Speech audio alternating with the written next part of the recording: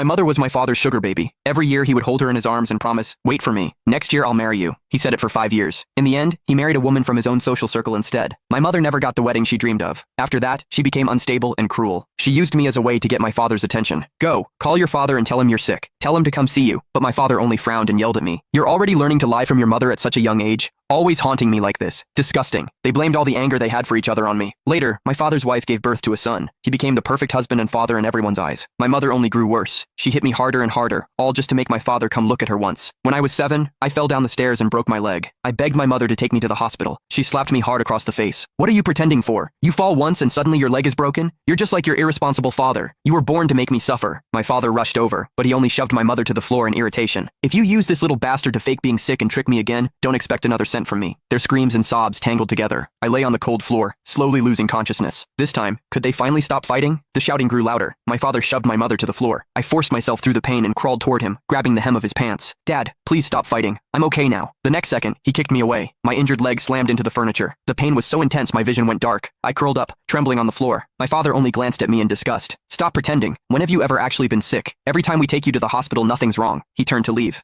My mother grabbed him with both hands. "What is that supposed to mean? He's your son too. You're really going to walk away and leave him?" My father yanked himself free. "You've taught this kid to do nothing but lie. He's exactly like you. Disgusting." My mother froze, a wild look flickering in her eyes. "Exactly like me? Weren't you the one who lied first? You kept saying you were going to marry me. If you hadn't promised me that, I never would have given birth to this child. Since you don't care about him, I won't either." My father shook his head indifferently. "Fine by me. I don't want him anyway." My heart clenched. Dragging my leg, I crawled back to him. "Dad, please want me. I'll be good. I don't eat much. I won't cause any trouble." For once, my father looked down at me. Maybe I looked too pitiful, or too much like him. For a moment, a trace of pity flickered in his eyes. He rubbed my head. "Don't learn from your mother anymore, but I have to go home and cook something nice for your little brother today. I can't stay with you." Before I could speak, he left. My mother collapsed on the floor, sobbing. When she finally stood up, she looked at me once, and walked away without hesitation. "Since even you can't make your father stay, you're useless to me too," she muttered. My instinct to survive made me want to grab her, but seeing her walk away without looking back, I lowered my hand in despair. The pain in my leg grew worse, tears streaming down my face, blurring my mind until I lost consciousness. "It hurt so much, Dad. I really wasn't lying to you." Slowly, the pain vanished. I tried to move my leg. To my shock, it actually moved.